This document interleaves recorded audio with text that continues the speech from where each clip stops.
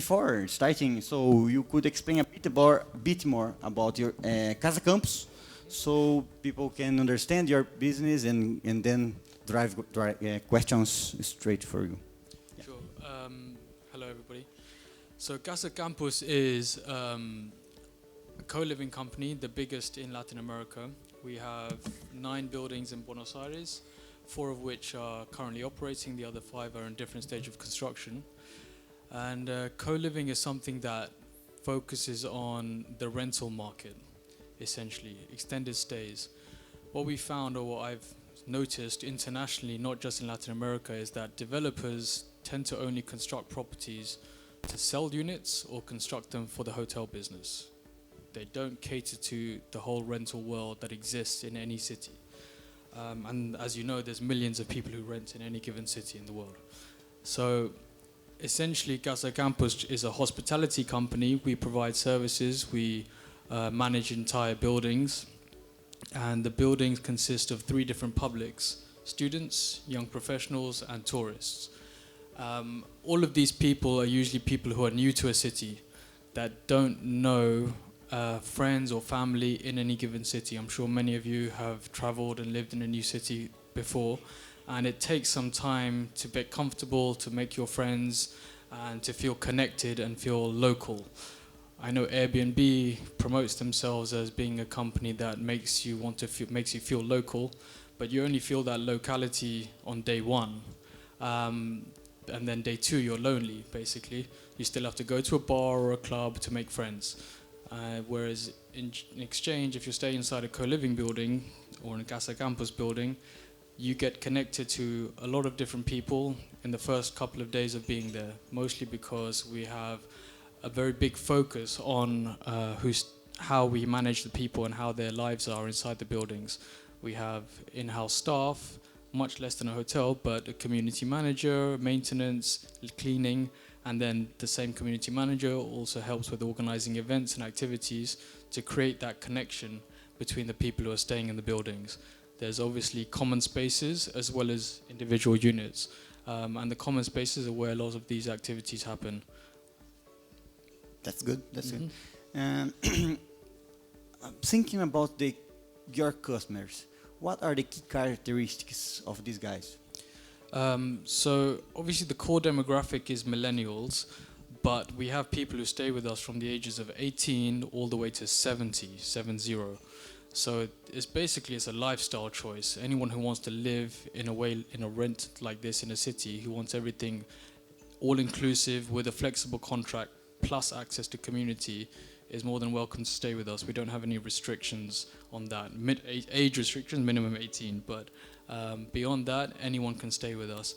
The profile of the people, as I mentioned, are these 3 publics: the students, young professionals, and tourists. And we find that this mix is the best case scenario, because if you create just a student-only building, you're only living with students. So if you're studying real estate at university, for example, or any degree, and you go to a student residence, you will only stay with other students of a subject. You will not stay with a professional in the same field that you want to get into. So if you're within a building which has not just real estate students, but also a real estate person who's active in the industry, you can talk to that person, understand how it works, which is essentially what students really want to know, how to make it in the real world. And then professionals, they're always interested in getting to know local people and having connections and kind of going back to student life a little bit. So there's an interesting mix there. But all of them, the commonality is that who stay with us are people who are not from the city. Those are the people who are Casa Campus clients, people who are new to a city that don't have friends or family, and at least for the first couple of months, they will stay in a Casa Campus building to get familiar. It's an easy way to rent. It's an all-inclusive contract, flexible, minimum 1 week stay in our case, but people stay with us for up to 4 years. There's a big variety of people, but the average stay in our buildings in the center of the city are about 4 months, which basically means that we have a very high and stable occupancy. There's no seasons in co-living. It's not like the hotel industry in that way. It's 90 to 95% all year round, which is similar to the student housing model, but instead of just students, you have a bigger market. So more demand, higher prices, better experience. What type of contract do you do? Is it annually contract or monthly contracts? What type of contracts do you usually? With the residents, it's usually just a rental contract, but short-term rental arrangement, which is renewable. So if someone, maximum we rent out for 3 months, and then if someone wants to extend, they can extend for another 3 months. And Which is really important in Argentina. You have to keep adjusting the prices there. It's a bit of a crazy place. yeah. Well, you probably were one of the first co-living in Latin America Latina, and so Latin America. So, which were the key challenges you face when raising your business?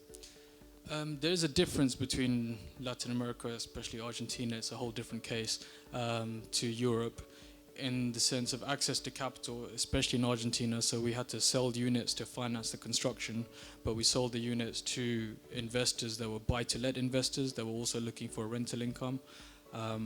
But the way we did it was we structured it very similar to the condo hotel model, whereby the investors shared from a pool of income, so it didn't matter if their specific unit was empty or not. And also, instead of a hotel business, which is seasonal, you have a stable income stream. And also, a lot of the investors we have over 350 of this type of investor in Argentina. And they are all investors who would otherwise have bought their own apartment and then rented it out probably to a student or young professional. They knew there was a market there.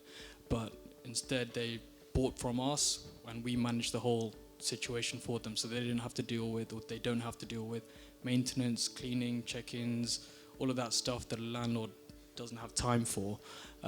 They can just buy a unit in our buildings, and we can manage the whole problem for them. Other than that, the differences between America Latina and Europe is that the código process, or the legal process in each city, town, for the councils is quite different. In the UK, it takes much longer. It takes 2-3 years to get approval to construct something. Here, it doesn't take as long. However, the actual process of construction takes long.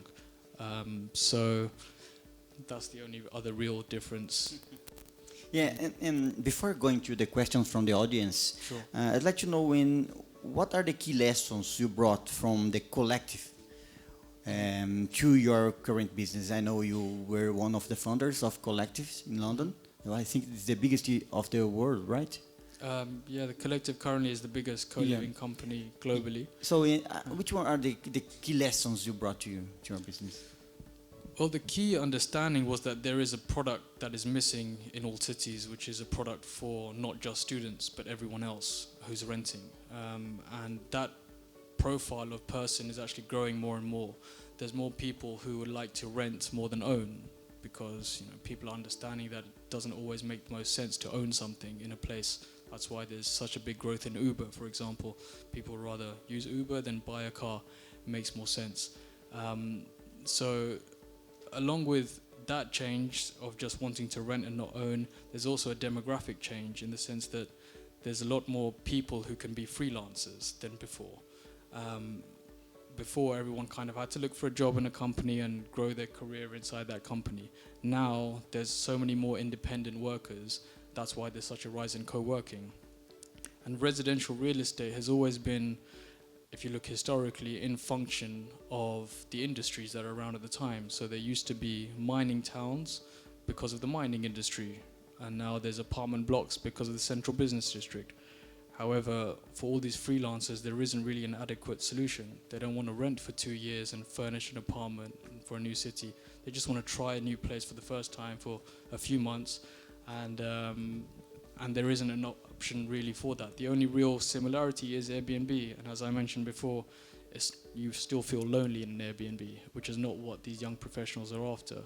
And this isn't just a trend, difference between Latin America and Europe. But this is a global thing, and the reason it's global is because of the internet, essentially. iPhone, I don't think, was only created about 13 years ago. Since then, there's been like 1 billion apps created.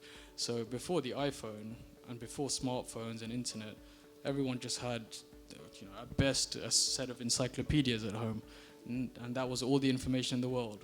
now everyone has access to a hell of a lot more information, and they're much more connected globally. So, as I was mentioning to your colleague Lucas earlier, everyone knows who Kim Kardashian is.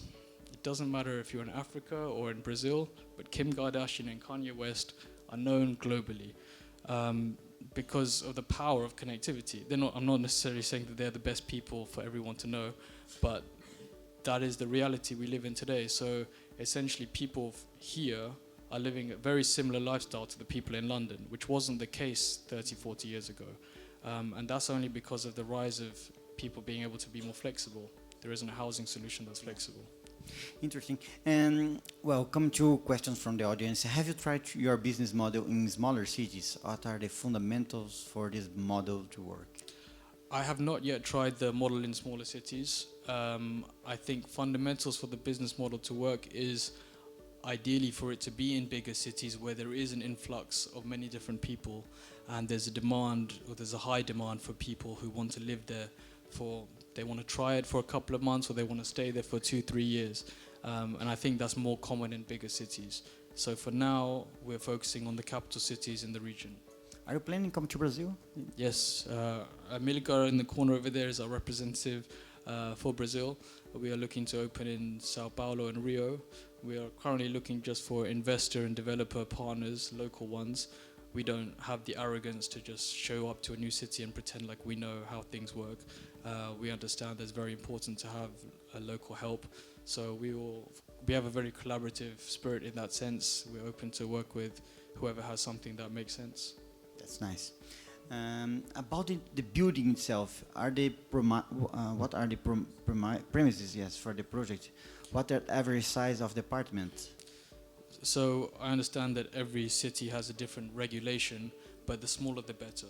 In Buenos Aires, the next projects that are coming live will be 22 square meters, and they're all studio apartments. And the reason for that in our model is to give people the access to independence. Not everybody wants to be community and have friends and jump around all the time. Some people want to live independently and have their own social life separately. So for that reason, the product is created so that we have studio apartments where people can live independently, and then we have these common spaces where they can choose to be part of something bigger.